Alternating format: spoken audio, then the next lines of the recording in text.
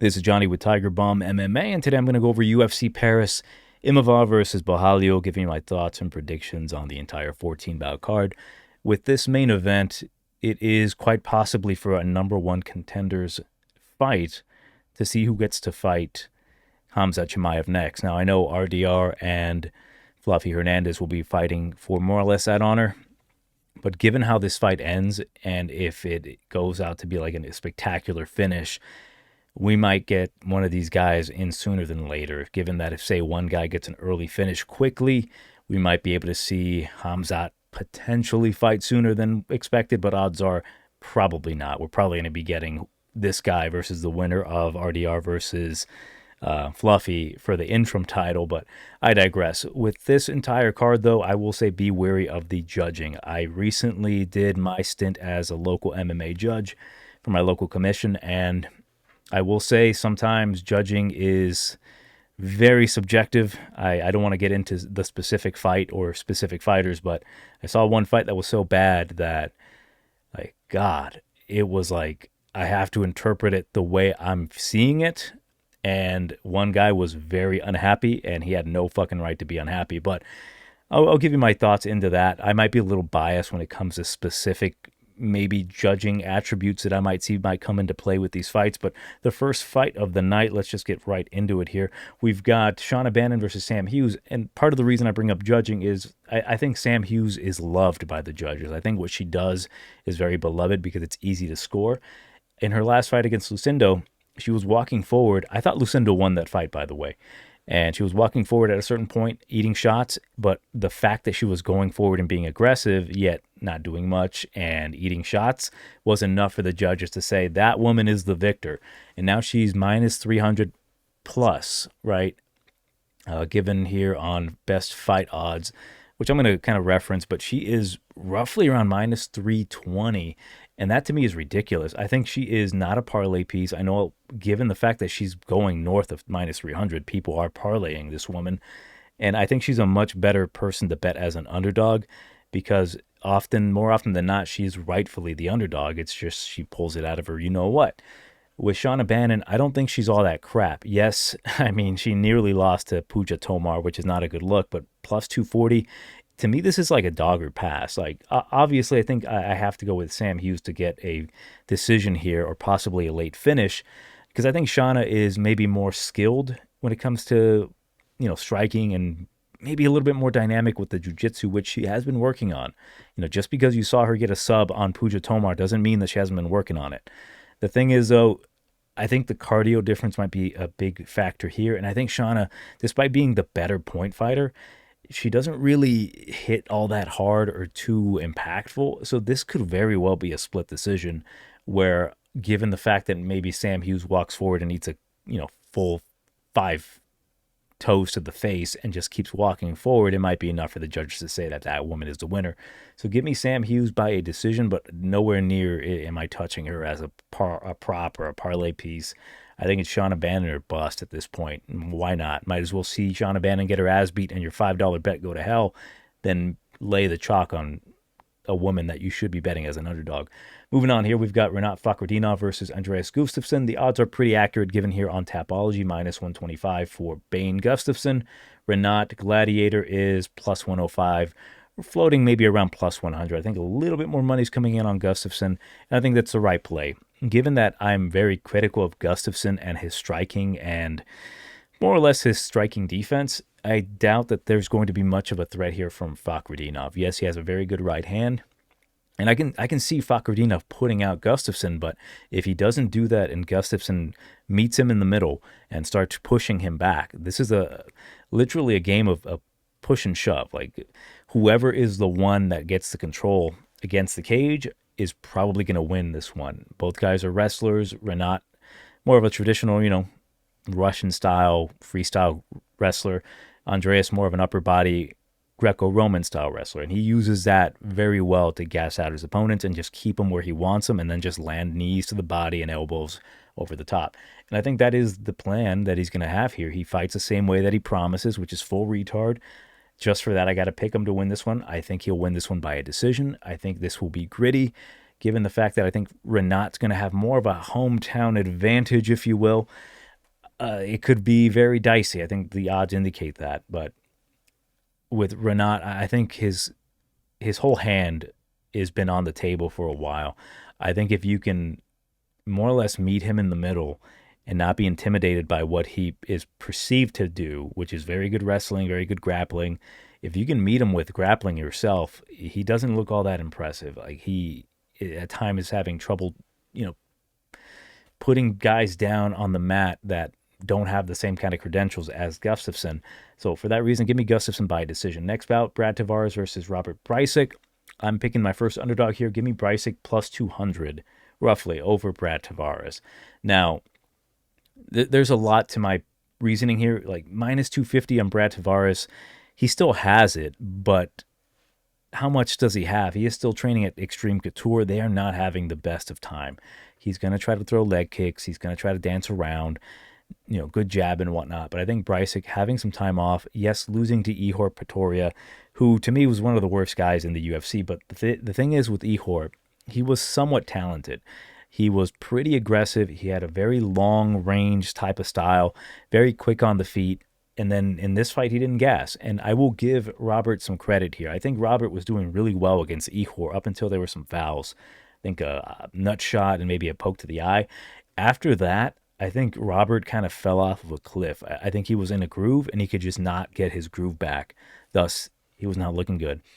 Robert used to be a welterweight. He's now at a middleweight. He's been doing well at middleweight. He's got a lot of finishes at middleweight. And I'm going to pick him to win here by a knockout. It's more so a fade on Brad Tavares than more so a pick and a bet on Bryczek. I think the plus 200 is maybe an overcorrection of him losing to a big loser. Thus, Brad's going to be looking like a big favorite here. I think if Robert connects, he can pretty much put the lights out of Brad or hurt him enough to maybe take over and just kind of cruise. But I do expect him to actually get a finisher within the first 2 rounds. But we'll see what happens. But give me Bryczek. I think he's just getting a little undervalued here. Next bout, we've got Patterson versus Trey Waters, minus 160 on Patterson. To come back on Trey Waters is plus 135. And let me check best fight odds to see if there's any movement here. Yeah, I think more money's been coming in on Patterson. Not much, but a little bit more. And I wanted to fade Patterson here, but man, I faded him on a few occasions. I faded him in the last fight with him and Danny Barlow, and I was impressed. I've been impressed by Patterson. Let me get that out the way. This guy is pretty damn good. At lightweight, that chin was just always in the air, and not really much has changed at this weight class at welterweight. But he can take a shot better. He's got more power. He is the better overall fighter. I think he's got the better jiu-jitsu. He's got not the cleaner striking, and that's by like a slight margin. I think Trey Waters is just a better boxer, better jab, just moves a little bit better head movement. But Patterson does have that different kind of power at this weight class. And Trey, his best option is to definitely put the volume on Patterson early. Patterson does not move his head very well whatsoever, so he's there to get hit. So I wanted to pick Trey, but given that this is Patterson, a guy who's been fighting, smaller men, and now he's fighting definitely men up his actual size, 6'3 versus 6'5, I do expect Patterson to mix in some takedowns here. Trey isn't the best takedown defense kind of guy, although it's been getting improved. Just with that kind of height, though, it's really hard to take this guy down. But with Patterson fighting another guy more or less his size, I do expect him to have a little bit more success, where he can maybe get a body lock, lift him up, and drop him back. And we've seen the jiu-jitsu of Patterson. It's definitely good. It's been good. That's probably his best aspect. But again, the chin is always what is concerning, hence why he's not a bigger favorite here. I am going to pick him to win. I do think if he fights intelligently, mixing in takedowns, he is the much better fighter. And for Trey, his best chance is to land a devastating shot, but I don't really see him having a whole ton of power the same way that Patterson has. Not even to say that Patterson has a ton of power himself, but between the two, I think Patterson will land the harder of the shots. So give me Patterson to win this one by a submission. I'm going to say in round number 2, I think round number 1 is going to look very good for Trey Waters. And then eventually Sam is going to get into his groove, start attacking the low calf kicks, mixing in some takedowns, and eventually wear down Trey Waters, where Trey is more accustomed to fighting shorter men, and looking good, fighting a guy more or less his own size who is probably a little bit more skilled than he is, it's going to be telling to see where he's at. But yeah, give me Patterson by a submission round 2. Next bout, very short notice bout here. And I was back and forth. When I initially heard of this matchup against Fernandes taking on Hardwick on short notice, originally it was going to be Cowie versus Fakrhetdinov, but Faraz's, I believe, grandmother passed away, so he had to pull out, which I give him props for that. And most people will keep fighting, and they'll quietly use that as an excuse if things don't go his way. I would have expected Faraz to whip the shit out of Fernandes, but I at least give him props that he put his family first, and he could have fought in the main card here. Like, he could have fought in his hometown, and he chose to be with family, so at least I can respect that. Cowie, I have a lot to say about this. I was up in the air with this matchup because given the odds right now, what are they? Minus 160 for Fernandes and plus 135 for Hardwick. Hardwick moving up in weight. Let me double check that actually, because I'm pretty damn sure he was a 145er. I just want to be sure. Like, I've done my tape on him, but that one bit of info just makes me doubt. Yeah, he's a 145 or 145 champ at Cage Warriors. Not the most impressive last fight where he actually won the bout by, getting headbutted in the face, and they went to the scorecards. He should have looked a bit more dominant, but he didn't look all that dominant against Javier Garcia, who was more or less trying to take him down. In this matchup, here's the thing about Cowie. I think it's unfortunate that he beat Guram Katateladze the way that he did, because it will convince people that he's a good fighter. This guy kind of sucks. I will give him credit, though, him training at Nova União. They got a good game plan for him. He's very low volume. He throws a lot of hard strikes, low kicks really hard, counters really well, but he fatigues like a motherfucker. And I really expected that he would eventually slow down enough for Guram to take over, but the corpse of Guram is just something that is needs to be studied. The fall off of that man, where he either gave too much to the gym or to his training partners, that when he got into the cage again, he just wasn't the same. But the fact that Cowie beat him the way he did, man, he was fatiguing in round number 3, and then he landed one hard kick, and it just swung the momentum back for Cowie. Cowie's just such a man. Even in his win streak, like Muhammad Yahya, I specifically said if Cowie does not finish him in the first round, he's the biggest fucking fraud ever. Luckily, he did. He's not a guy I can trust. For Harry, I don't think he's all that good either, but given the fact that he's going to be a bit of a dog here, moving up in weight, I think he has the better cardio. I think he's got the better diversity of strikes. I think he matches the kind of style for Cowie pretty well. I initially was going to fade Harry, but after watching more tape on him, I'm unfortunate. I have to go ahead and pick Hardwick. It's still kind of 50-50 for me. I think it's a very 50-50 matchup. I think Cowie can land the harder strikes early. I do think Harry's a bit of a I don't want to say fraud, but whatever the step above a fraud is, because he hasn't really been fighting the best competition. He's been fighting guys that are more or less meant to have them quit against Hardwick. But I can't deny that he doesn't look pretty decent doing it. He's got good jiu-jitsu. He's got a good diversity of abilities. He can go for takedowns. He does have a good boxing style. He attacks the body well. He has nice stabbing teeps to the body. Fights very similar, but I don't want to use that word similar to match the description, but he fights almost kind of like another Brit in Nathaniel Wood. Kind of similar-ish style, but I think Nathaniel's just a lot more polished. This could be very much a dog or pass kind of thing and a live betting situation. I think early on, Cowie has the ability to win the first 2 rounds just by pure strength and power. But again, he stops throwing strikes, and he just kind of stands there, and he kind of poses a little bit and doesn't do much. But is that going to be enough to take over? And will Harry eventually start putting on volume on him and slowing down Cowie? I'm intrigued. For that reason, I got to go with the dog on this one. Give me Hardwick to win this one by either a late stoppage or a decision.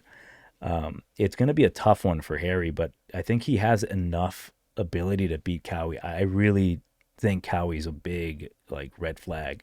The fact that I expected him to be minus 300 does give me a bit of value on Fernandes. So it's I don't know, man. I really don't know what to do with this matchup. I do think that Harry has enough skill to be able to beat Cowie in the later rounds, round number 2, round number 3, after Fernandes slows down. But if Cowie has an amazing first round and nearly puts out Harry, what do we got here? So give me Harry late. I gotta say, I think these guys are both fucking frauds. But moving on, give me Marcin Tybura versus Ante Delija, another guy making his debut in the UFC. Delija minus 115, come back on Tybura minus 105, so nearly a pick 'em here. They fought once before. Delija actually broke his leg throwing a kick to Tybura, or more or less a check kick. So this is a rematch. The first one I don't really count because it really didn't get started. Just the leg kick kind of fucked everything up. Delija moving back up to heavyweight. He's kind of fluctuated 205 to heavyweight, former PFL champion. Hits hard. Tybura, wealth of experience. But I think this is the matchup for Delija to kind of get back on track. I think he has the power to actually knock out Tybura. I think he's got the ability to match him cardio-wise. Maybe not to the fullest. I think Tybura is maybe the better cardio freak between the two. And we know Tybura is incredibly talented and skilled when it comes to like weaseling out these victories. But if he gets hit by Delija, there's not going to be one of those moments where the Delija's going to get on top of him and he's going to get submitted or swept. Delija's probably going to knock him out. And given the fact that Tybura is consistently getting hurt, I'm going with Delija here to come in here and actually land a really hard right hand, use the superior boxing. Watch this fight actually end with another broken leg. God, I hope not. But give me Delija round number 2 knockout. I think this is going to be a fun little heavyweight fight, and we get to see what Ante Delija has for the UFC. You know, he's had a long, extensive career in the PFL.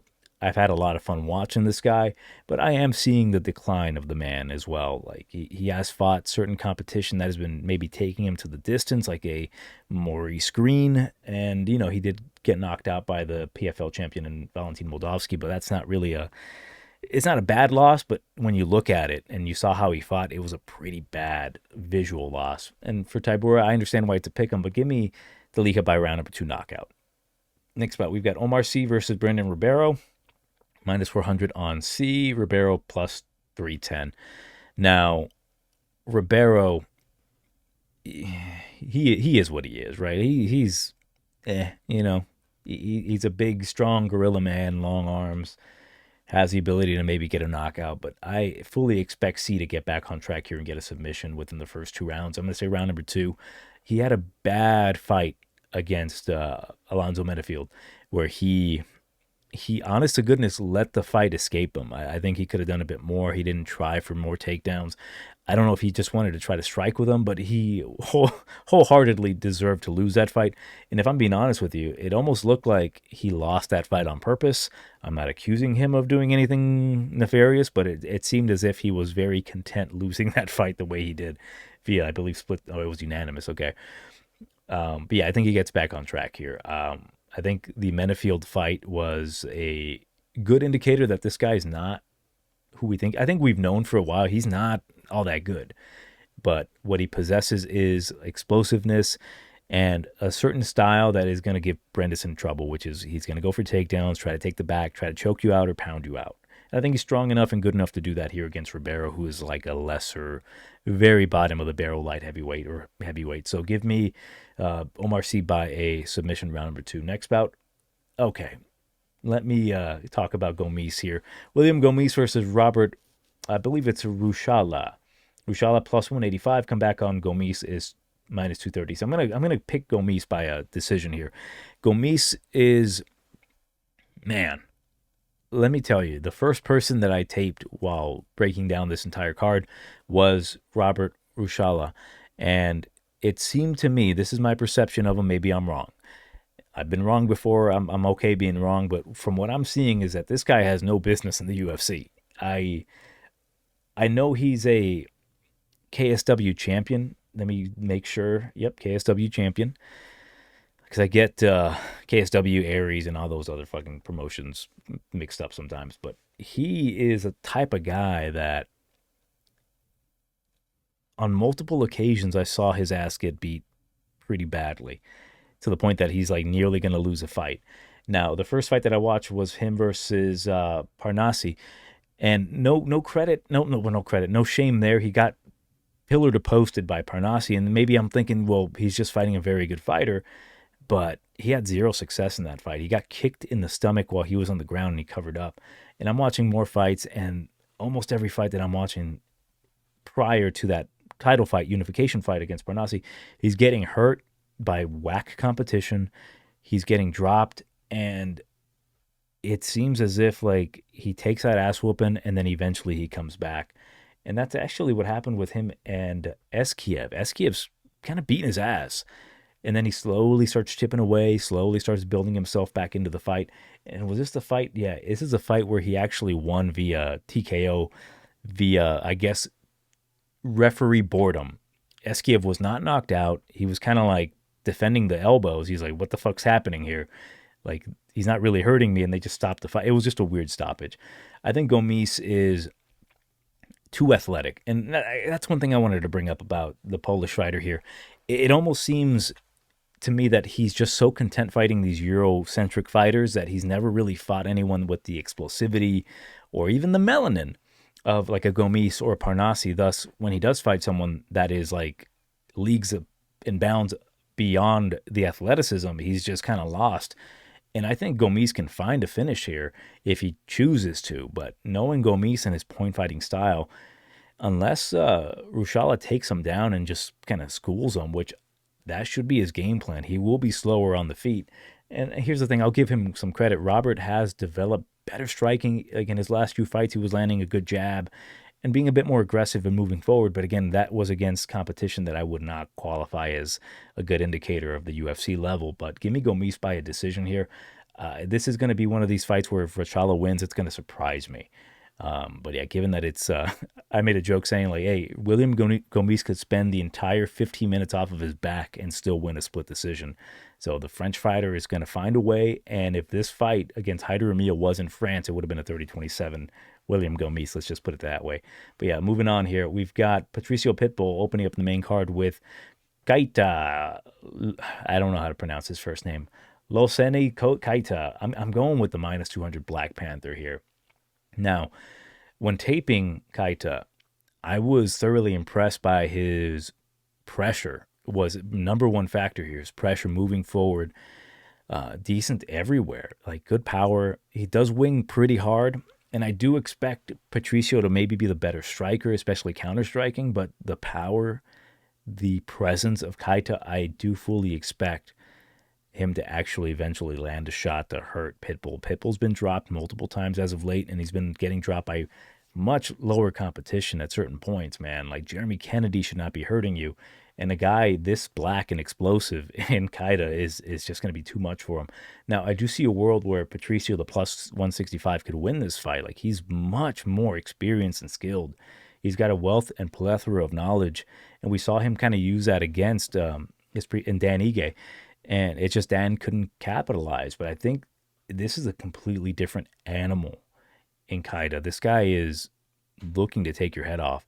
He's not looking to play patty cake with you or respect you. He's going to come after you, and I do expect him to actually get a finish. And I will say round number two or three, I do think Patricio is, again, he's so good, like skill-wise, but his body is slowly breaking down. He's 38 years old, and I think one of these goofy shots that is going to land to the side of the head is going to really hurt Pitbull, and we're going to see another contender in the UFC flyweight or featherweight division. So give me Keita to win this one by a knockout in the second round. I'm liking him as a possible parlay piece here. Next bout, another UFC debutante in Axel Sola. Now this is the Aries champion at welterweight. Dude used to be a lightweight, and he's fighting Skeletor Reese McKee. Minus 140 for Sola. Come back on Reese McKee plus 110. I have no choice but to go with Reese McKee by knockout. I think Reese McKee has paid his dues in and outside the UFC. This guy has gone to war with a bunch of guys, and this guy has come out of it a much better fighter. And the thing about Sola is that he's fine. There's nothing too spectacular about him. He's got some good boxing, decent little French fighter. He doesn't necessarily fight like a point style. He can grapple. It's just, is he going to be able to out grapple Reese McKee, a big 6'2" guy who I think is going to have the grappling edge? Is he going to outstrike Reese McKee? Is he going to knock out Reese McKee? With I don't know what his reach is, but I'm expecting Reese to have a much longer reach. And we've seen what Reese can do against guys more or less his level. And I think Axel is maybe a step below his level. Yes, he's undefeated. Yes, he actually went to a draw with a very good fighter in, what was his name? I believe he's an undefeated Dagestani fighter. Could not find that fight though. But from what I watched, yeah, Dagir Imavov. I guess he's also French.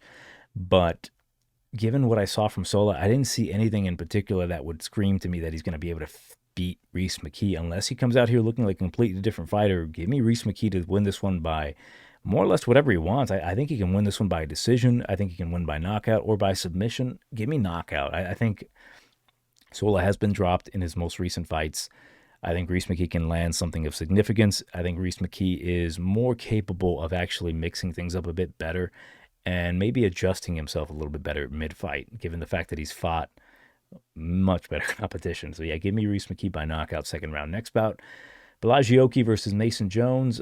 Man, minus 160 on Jones. Come back on Balaji plus 130. I'm not loving either guy, to be honest. I think depending on how Oki fights, he might have some success here. Mason is very hittable, but he's very well-rounded. I think his striking is definitely more offense-based than any sort of defense.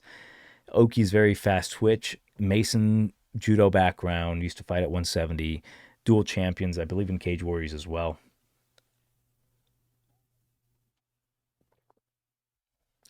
The thing that I have against Mason Jones, he could not finish a more or less completely done, purely boxing-oriented Jeremy Stevens.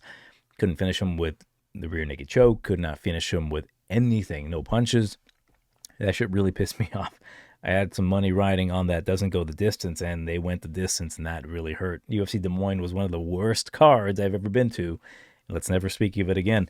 Balaji, although he's talented, I don't know about him, man. Like, he's talented enough to maybe, I don't know, beat some lower competition, lower level, like Timmy Kwambas of the world, but maybe his bark is probably worse than his bite. I don't think he can finish Mason Jones. Mason's is very hard to finish. He's got a very good chin.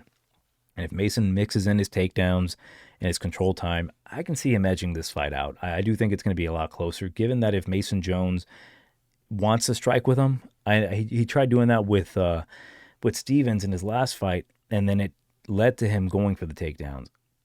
It just really depends. If Oki can stuff those takedowns and land the sharper strikes that busts up the nose of Jones, it could be a very different fight visually for the judges. So I'm still going to go Mason because I do think he's the better fighter. He's fought the better competition, and Oki's just okay. So give me Jones to win this one by a possibly controversial decision. Next bout, we've got Modestas Bukauskas versus Paul Craig. This is a very, very live Paul Craig here at plus 260. I think he's worth a shot. The submission clearly. Modestas, if he cannot figure out how to beat Paul Craig, he doesn't deserve to be in the UFC, but he's minus 330 here. Given the opponent, this seems to be a steal as a parlay piece. He's still 31. He's still very young. He hits hard. He's a tank of a man. He has to get this knockout within the first 2 rounds. If he doesn't, if he somehow finds himself in that triangle, I say you cut Modestas Bukauskas. Nothing against the guy, but if you're getting submitted by Paul Craig these days, man, not a good look. But yeah, give me Modestas by knockout. But yeah, Paul Craig, maybe money line or submission. Might as well go for it. You never know. Plus 400 possibly on the submission. Let me actually look what the sub line is.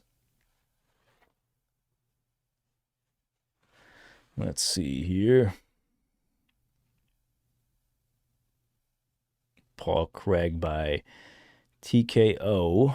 No, it's in the round. That's a bunch of bullshit. There's not anything indicating here. Here we go. Craig TKO plus 1,700. Crazy. How come there's no Craig submission? That's nuts. There's no Craig submission line. Either way, I'm expecting it to be pretty nice. But yeah, plus 1,700 for TKO. Don't foresee it happening, but it might just be something to look into. Next bout, we've got Benoit Saint-Denis, co-main event versus Mauricio Ruffy. Now, the odds minus 200 on Ruffy come back on Benoit Saint-Denis plus 165. I will make this very quick. I'm going to go with Ruffy by knockout in the first round or two. Benoit's tough. What strikes me as like deja vu is that the last time Benoit fought a guy similar to Mauricio Ruffy was against Zaleski dos Santos, and that was the famous fight where Benoit got his ass beat so bad that a UFC, the judge, no, I'm sorry, not the judge, but the ref got kicked out of the building because like, yo, this was bad. You should have stopped that fight. Another thing I want to bring up, do I think Benoit has a chance here? Yes, I do think he has a chance. I think he has that kind of mentality, that bite your mouthpiece, go forward kind of mentality. I do think actually that had the fight been allowed to continue, he probably would have beaten Moicano. I think Moicano gassed himself bad in round number one. Granted, yeah, I had money on Moicano, but I was a little worried. Like, I think Benoit was coming back. They stopped it via a cut, and Benoit's taken so much damage over the years that a guy like Ruffy, like a sniper like him, is going to beat the shit out of him. It's just, will he be able to beat the shit out of him enough to get the finish, or until he gasses out and then Benoit takes over? Because if Benoit gets on top of you, credit to the man, like he finds finishes, like he makes people break. Now, here's one thing I have to add. When Carlos Prates was asked about these two fighters, the two fighting nerds on this card, Borralho and Ruffy, I'm going to bring up Caio Borralho right now. Prates was like, hey, Caio's probably going to have, I'm paraphrasing, but going to have a pretty tough round number 1 and 2. He's going to have to be smart, gauge the distance, maybe mix in some takedowns, maybe fatigue Imavov a bit, and then eventually take over round number 3, 4, and 5. And then he might win by late finish or by a decision. When asked, what do you think about Ruffy versus Benoit Saint-Denis, given the fact that his teammate very honestly put it, and Prates said, hey, man, I think my guy, probably the best of us, and Borralho's going to have a really tough time with Imavov. What he said about Ruffy versus Benoit Saint-Denis was like, oh, shit, like, I know you're not fucking lying. He said, by whatever he wants. And that resonates with me, because if you're going to be that brutally honest about a guy in your camp, saying, hey, he's going to have a tough time with this guy, and then they say, oh, yeah, Ruffy's going to fucking kill this kid, that gives me more confidence in the fact that Ruffy's going to probably fucking kill this kid. So give me Ruffy in the first 2 rounds by knockout. I mean, these guys are next level. The athleticism of Mauricio Ruffy, the ability to just stuff takedowns, just pop the hips out and land shots that Benoit's probably not going to see coming. Very capoeira style. I expect a lot of flying knees in this matchup for Ruffy. I think one of them's going to land, either going to cut Benoit badly or enough of a rocking that he's going to finish him with strikes later on. Give me Ruffy by knockout. I am worried a bit, given the fact that this is a big step up in competition from like the King Greens and like the fucking Peruvian guys with shitty neck tattoos. But if he can do that to a guy like Benoit Saint-Denis, man, I've seen this guy go life and death at 170 in his Dana White Contender Series debut against a pretty decent wrestler. Give me Ruffy to really put an ass whooping on Benoit. Again, Benoit has not been looking all that great. I've always been very strict on Benoit, saying he's a fun fighter to watch, but do not fucking say that he's going to be the guy that dethrones Islam. This guy is just so capable of just getting knocked out. It just hadn't happened yet, and he's just been kind of getting away with shit. I think the getting away with shit is just going to eventually present itself. He struggled with Prepelec, for God's sake. He's going to really struggle with Ruffy. Maybe that's a very, cowardly, casual take, but fuck it. Give me Ruffy. I got a lot of riding on Ruffy. Not specifically money, but I got a lot of shit riding on Ruffy. Just like I got a lot of shit riding on Caio Borralho now. Main event here, we've got Caio Borralho minus 135 comeback on Nasruddin Imavov plus 110. And as Prates put it, I'm going to have to go with Caio as well. I think Caio's very good, but oftentimes does not look it. From the beginning, the moment I saw this guy fight, I'm like, there's something special about him, but I can't put my finger on it. There's certain things that he does that just, although not uber impressive, the shit that he does is just tactically genius. There's been on a few occasions where I'm taping this guy and he's feinting something that appears to be like a failed takedown, or for example, I think against Mikhail Olensheshik, like he's going for a takedown that fails, and instead of continuing with those failed takedowns, he more or less uses that failed takedown as a way to actually land an elbow. Little things like that. Like, this guy is very smart. The way he switched stances against Cannonier. Granted, yeah, he hasn't fought since then, which has been about a year ago. And Cannonier's not necessarily been looking all that great. It's just when he was breaking it down on the Jackson podcast, maybe that's a bit controversial to say now, but he was saying, like, yeah, when I was out at distance, I would switch stances. That way the leg kick was there. And then when I was in distance where he was close, I would swap so that way other factors were there, where like the elbows were there and he couldn't necessarily touch me. So I'm like, this guy's a very high level thinker and high level IQ when it comes to fighting. Nasruddin, though, the biggest thing that I have going with him right now is that he's going to be fighting for France. He is going to have the crowd on his side. Anything that he does is going to be like, ooh, he won the fight. Now, the thing is that he does slow down. He doesn't necessarily look great. He did knock out Izzy, which is something I don't think Caio would be able to do. I think Caio would probably decision Izzy eventually. Caio's takedowns aren't all that great, but they are getting better. What is going to separate them is the point fighting ability. And I think Caio's got that leaps and bounds. I think they match up very well on the feet, the leaping ability, the distance management of Caio Borralho. And I have to agree fully with what Prada says. I think it's going to be a very hard fight for Caio those first few rounds. But the difference between the two, I think Nasruddin fully expects to come in here and destroy Caio Borralho, where Caio is fully expecting to have a hard fight that he's eventually going to take over and win, where he's going to eventually get Nasruddin to the ground and slowly start creeping up to mount, giving up the back, maybe not finishing him, but winning those exchanges in those moments. So I think, again, it's going to be a tough fight for Caio, but I think he wins this fight either by decision or a late finish. Now, what does scare me is if one of these rounds is incredibly close, that even though close but still very clear for Caio, you might get a split decision victory for Imavov. So I think putting some money on Imavov might not be the worst decision. Even though you might, quote unquote, have a losing ticket, you might still end up getting saved by the judges here. But give me Caio to win this fight visually by decision. And by visual, I mean for the fans, for the people at home, not necessarily for the judges. Probably stay away from this one betting-wise. Again, like, I'm a big Caio fan. Here's a funny story, actually. I was approached by somebody on Twitter saying, hey, you need logos and you need all this shit. I need to hook you up for your Twitter people or whatever. I'm like, not knowing that I purposely don't give a fuck about Twitter and or certain things on YouTube, even though I have someone literally close that can actually make all this shit for me. I don't do that. But I'm like, you know what? Can you make a shirt for me? I asked him to make a Caio Borralho design for me, and it was the fucking worst thing I've ever seen in my life that I might actually use to sell stickers. That's how fucking bad it is.